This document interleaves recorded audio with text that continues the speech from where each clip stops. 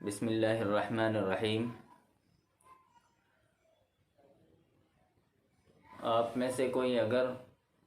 اپنے آپ کی یا اپنے گھر کی بندش کرنا چاہتے ہیں تاکہ آپ اور آپ کا گھر نظر بد سے، جادو سے، جنات سے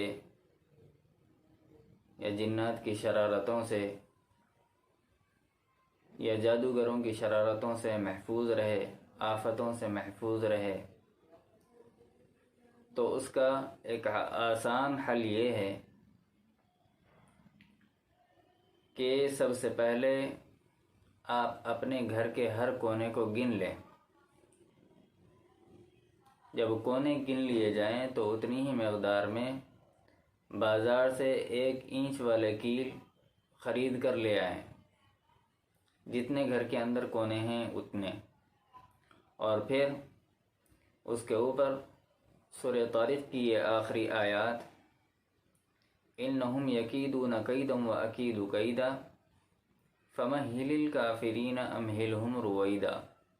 ان دونوں آیتوں کو 25 دفعہ دم کریں ان کیلوں کے اوپر،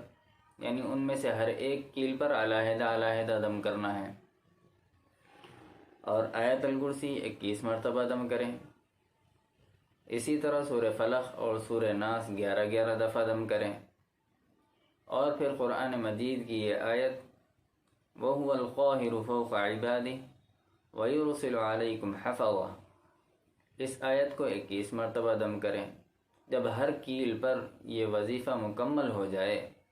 علیحدہ علیحدہ طور پر، تو ہر ایک کیل کو اوپر کی جانب یعنی چھت سے قریب میں اس کو ٹھوک دیں۔ انشاءاللہ ثم انشاءاللہ آپ اور آپ کا گھر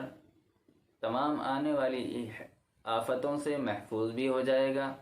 جادوگروں کی شر سے امن میں آ جائے گا،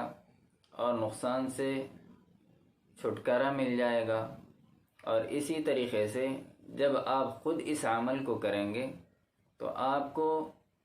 اپنی بندش پر سب سے زیادہ اعتماد ہوگا، اور ہزاروں روپیہ آپ کا ضائع ہونے سے بچ جائے گا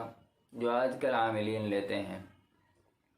اس کا مطلب یہ بالکل نہیں ہے کہ بندش کا صرف یہ ایک طریقہ ہے، بلکہ یہ ایک آسان حل ہے اپنے گھر کی بندش کرنے کے لیے۔